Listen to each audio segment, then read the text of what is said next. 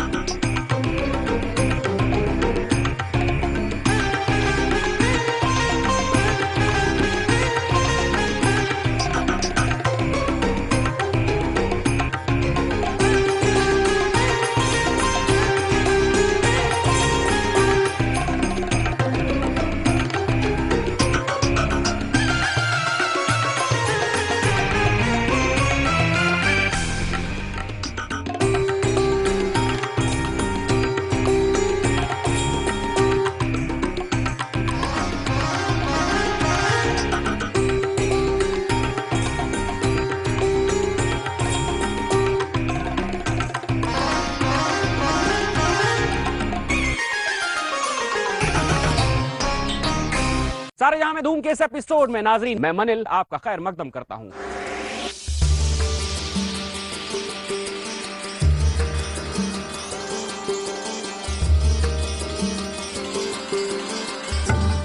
अगर दिल्ली की तारीख से रूबरू होना है, अगर दिल्ली की बेइंतहा खूबसूरती से लुत्फ अंदोज होना है, तो इसे यहाँ के सुल्तानों की नजर से देखना होगा।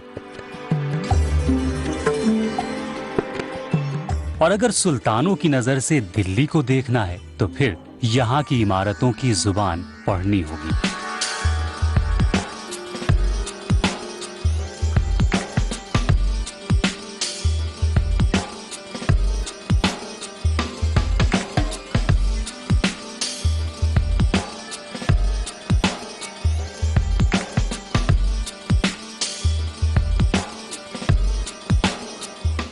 सारे जहां में धूम में आज सफर फिरोज शाह कोटला और हौस खास का।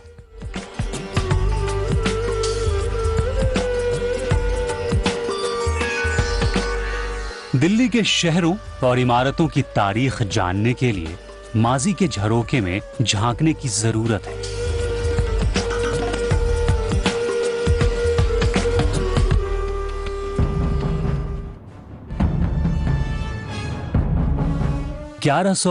ईस्वी में हुई एक जंग ने दिल्ली की तारीख में नए बाब का आगाज किया। ये जंग थी मोहम्मद गौरी और पृथ्वीराज चौहान के दरमियान।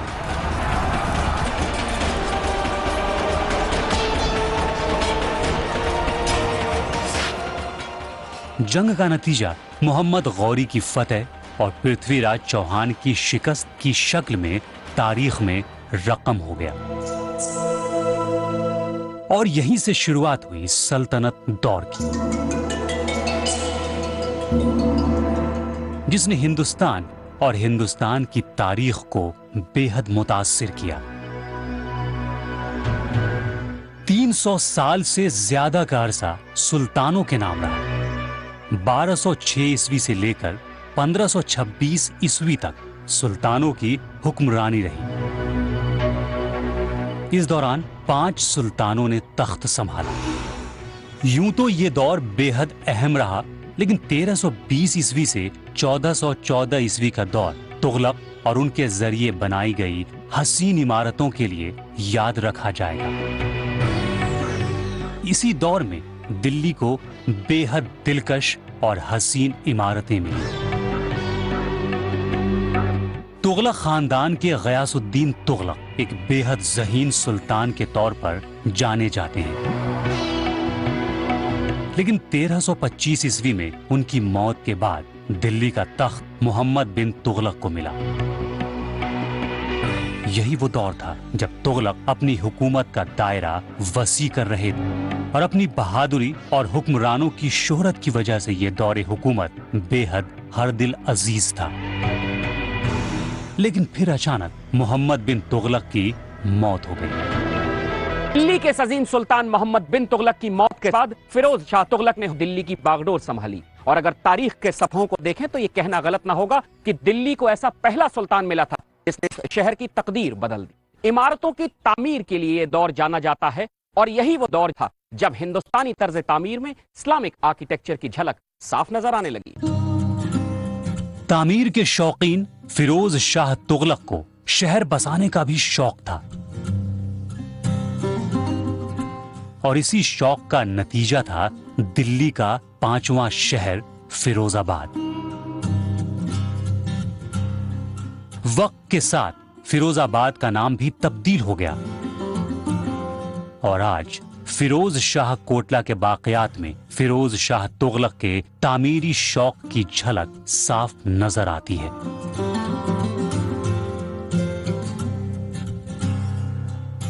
दिल्ली का हर बादशाह जिसके पास रिसोर्सेज होते हैं या क्रिएटिव इमेजिनेशन होता है और प्लानिंग होती है या कोई बड़ी वजह होती है, अपना शहर ज़रूर आबाद करता है।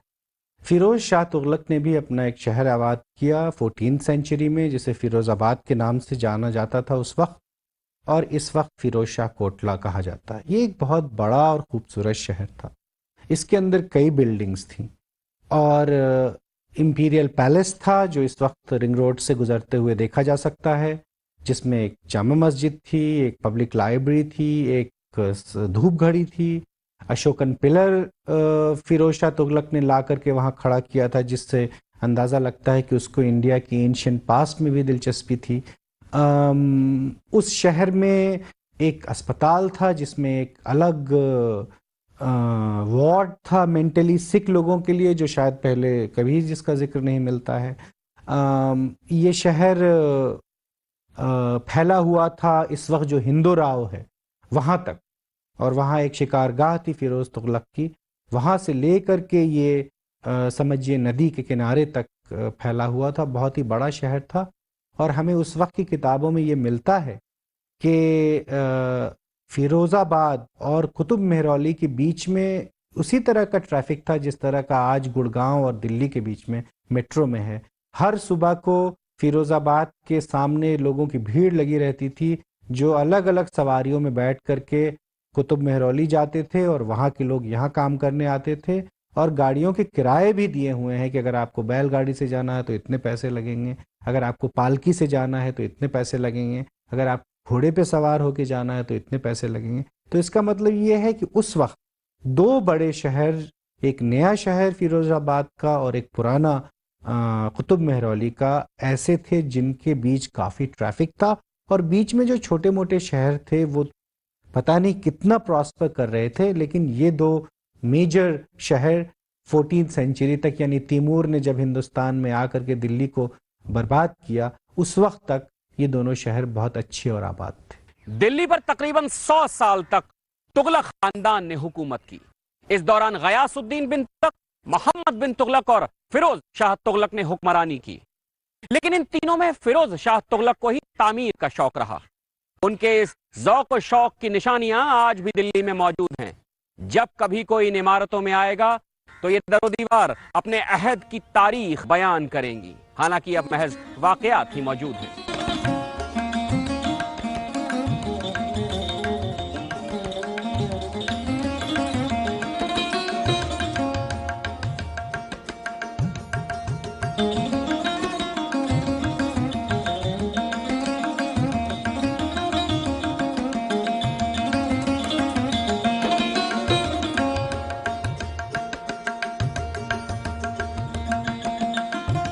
इन बाक़ियात को देखकर कभी यहाँ की रौनक और जिंदगी का एहसास होता है।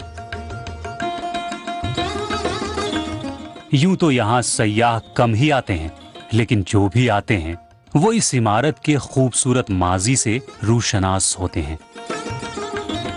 आज यहाँ वीरानी और दश्त सी तवील खामोशी है।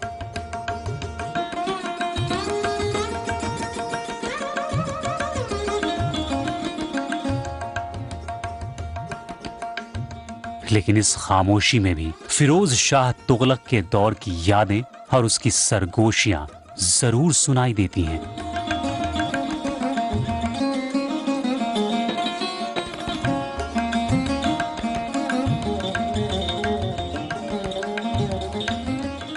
शहर की तामीर के बाद यहां बनाया गया फिरोज शाह तुगलक का महल। इसकी तामीर को देखकर ये साफ अंदाजा होता है कि दरिया के किनारे बने होने की वजह से ये बेहद महफूज रहा होगा। जैसा कि आमतौर पर शहंशाहों और राजाओं के महल हुआ करते थे। कभी ये फिरोज शाह की रिहाइश गाह हुआ करती थी, जो अब खंडहर में तब्दील हो चुकी है।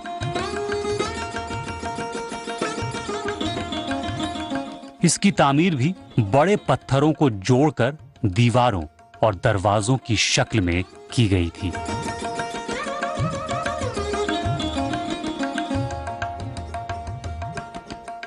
फने तामीर को समझने और पढ़ने के लिए यहां की दरो दीवारों को पढ़ना बेहद जरूरी है।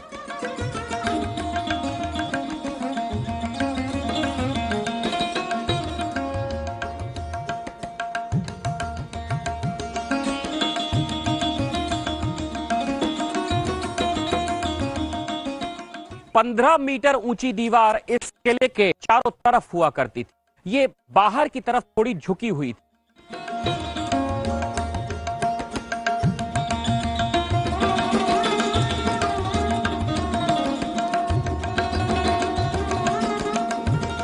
अंदर की इमारतें काफी हद तक मुनहदिम हो चुकी हैं और ये अंदाजा लगाना बेहद मुश्किल हो गया है कि कहां पर कौन सी इमारत रही होगी। लेकिन मुअर्रिखीन ने इस किले में अलग अलग महलों और इमारतों का जिक्र किया है। किले में एक मरकजी अहाता हुआ करता था, जिसका इस्तेमाल रियाया से मिलने और उनके मसाइल सुनने के लिए किया जाता था। बाद की इमारतों, खासकर मुगल दौर की इमारतों में भी इस तरह की तामीर देखने को मिलती है, जिसे दीवाने आम कहा जाता है।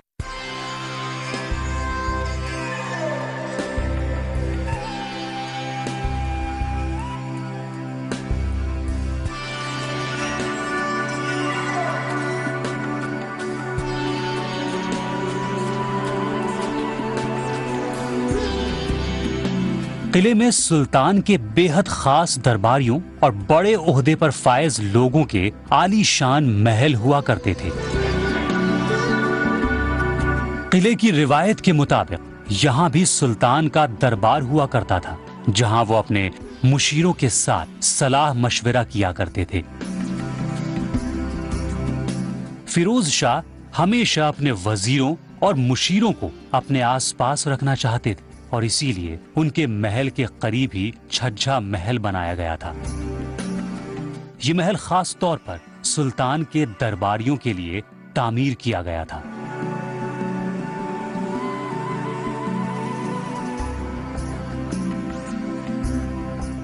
महल की तामीर में चूना पत्थर का इस्तेमाल हुआ। दीवारों पर चूना पत्थर का प्लास्टर किया गया था और इसके ऊपर खूबसूरत और दिलकश नक्काशी की गई थी। ज़ेबो ज़ीनत बढ़ाने के लिए फूल पत्तियों की नक्काशी की गई थी। इसमें मुख्तलिफ रंगों का इस्तेमाल हुआ था। हालांकि नक्काशी और कारीगरी के निशान अब नहीं मिलते और किले के बाक़ियात में इन्हें तलाश कर पाना अब तकरीबन नामुमकिन है। इन महलों से इनकी बेहतरीन फन तामीर की झलक मिलती है।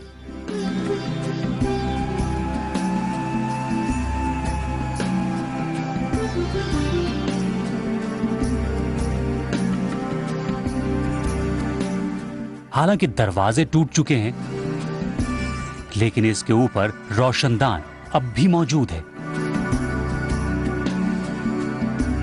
रोशनी और हवा का माकूल इंतजाम किया गया था। ये रोशनदान रोशनी के साथ साथ हर मौसम में बाहरी और अंदरूनी हरारत को मुतवाजिन रखने में मुआविन थे। किले के मशरिकी हिस्से में कभी एक मस्जिद हुआ करती थी। इस मस्जिद की तामीर फिरोज शाह तुगलक ने करवाई थी। फिरोज शाह तुगलक की तामीर करवाई गई 7 मस्जिदों में से ये एक है। लेकिन ये दीगर 6 मसाजिद से ज्यादा वसी और कुशादा है। इसकी तामीर 1354 ईस्वी में हुई।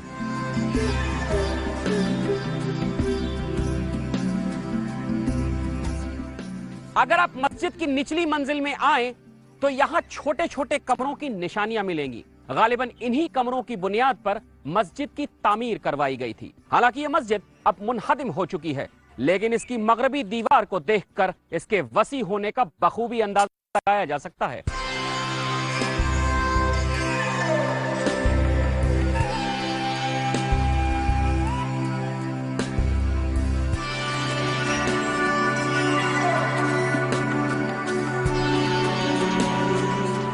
कुछ मुअर्रिखीन की राय है कि मस्जिद के मरकजी हिस्से में गुंबद हुआ करता था, जिसके ऊपर बेहतरीन नक्काशी की गई थी।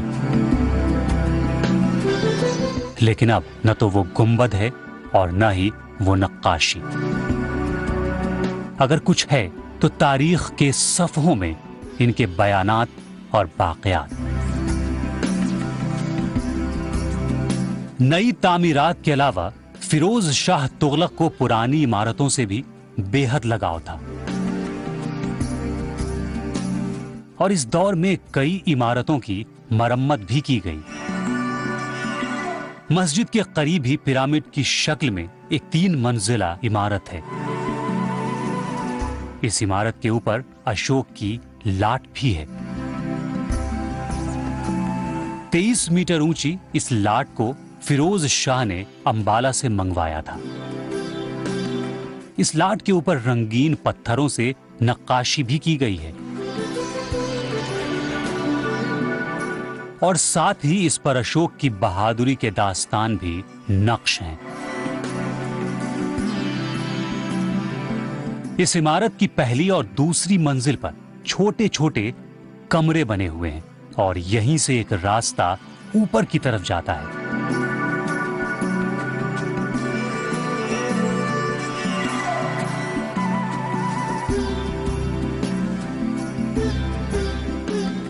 किले के अंदर बाजारों के निशान भी मिलते हैं और इन्हें देखकर यह अंदाजा लगाना ज्यादा मुश्किल नहीं कि फिरोज शाह तुगलक को शहर बसाने का किस कदर शौक था।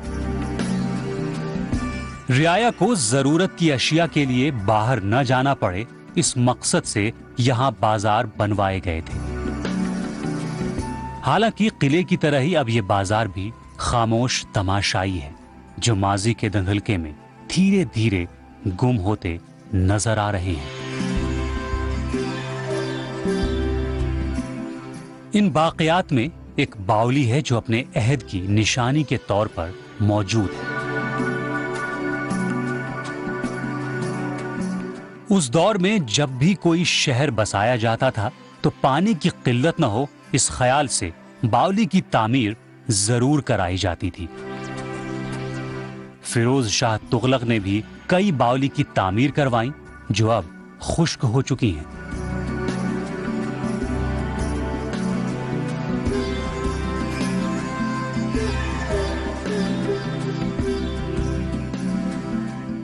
फिरोज शाह के इस शहर से चंद मील के फासले पर एक और खूबसूरत इमारत है जो मौजूदा दौर में हौज़े खास कॉम्प्लेक्स कहलाता है।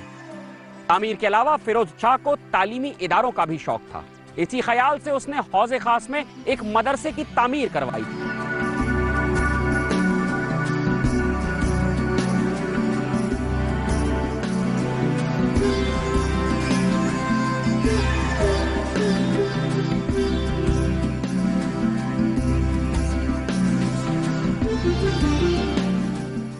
इस मदरसे को 2 हिस्सों में तकसीम किया गया था।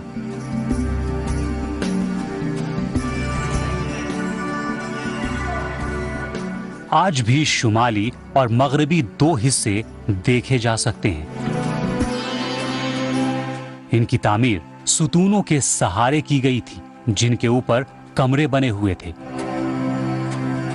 अपने दौर का यह काफी मशहूर अदारा था और यहाँ के तालीम याफ्ता तलबा को सल्तनत दौर में काफी इज्जत मिलती थी। ये इमारत हिंदुस्तानी और इस्लामी फन तामीर का बेहतरीन नमूना है। बड़े पत्थरों को इंटरलॉकिंग के जरिए एक दूसरे के साथ चस्पा किया गया है और इन पर कुरान की आयत नक्श की गई है। जब आप इन पत्थरों को गौर से देखेंगे तो फनी महारत का एहसास होगा। बड़े पत्थरों के ऊपर छोटे पत्थरों को रखा गया है और इसके ऊपर प्लास्टर किया गया है, जो उस दौर में नई तर्ज तामीर थी। इस अहाते में आपको कई और इमारतें भी दिखेंगी और यही मौजूद है फिरोज शाह तुगलक का मकबरा। इस पूरे अहाते को आज हौज़ खास कॉम्प्लेक्स के नाम से जाना जाता है।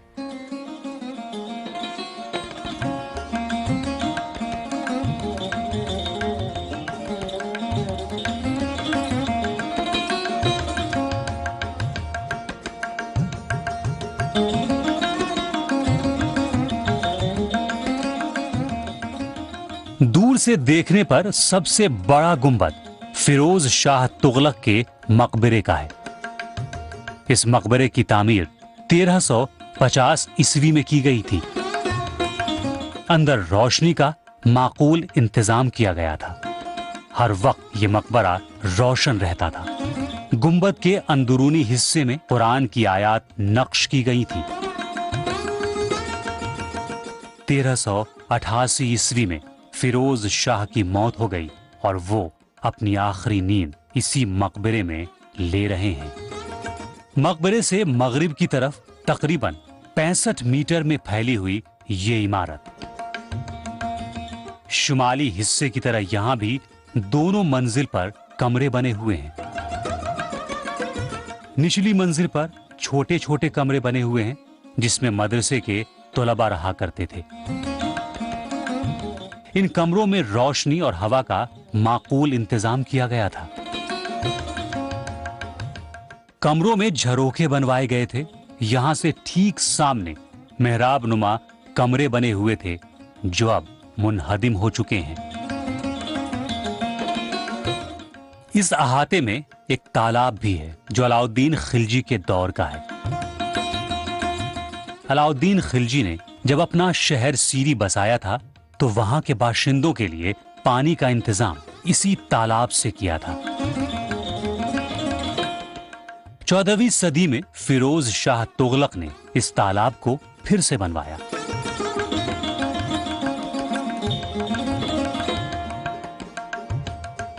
चौबीस मीटर लंबी और 7 मीटर चौड़ी एक बेहद दिलचस्प इमारत इस अहाते में मौजूद है। देखने में ये भूल भुलैया जैसी इमारत है। ये यहां तामीर शुदा दूसरी इमारतों से मुख्तलिफ है। इस इमारत में 3 गुंबद भी हैं। इसकी तामीर किस मकसद से करवाई गई थी, इसके कोई मुस्तनद सबूत नहीं मिलते। हालांकि इसकी दीवारों पर सल्तनत दौर की नक्काशी जरूर देखने को मिलती है, लेकिन तामीर के मकसद के एतबार से ये इमारत आज भी एक मुअम्मा है।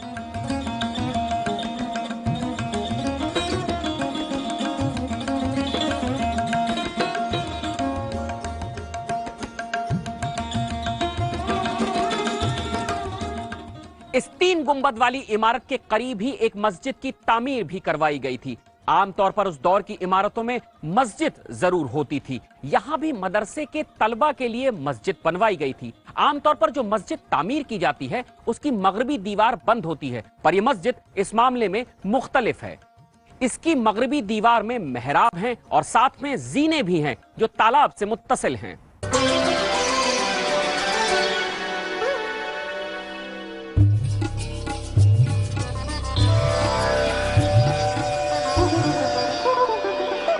इस कॉम्प्लेक्स में कुछ और इमारतें भी हैं। दूर से ये कुछ छतरियां नजर आ रही हैं। दूर से देखने पर ये एक जैसी नजर आती हैं, लेकिन अगर करीब से देखेंगे तो ये एक दूसरे से मुख्तलिफ हैं। यहां पे कब्रें हैं जो इस मदरसे के असातिज़ा की हैं।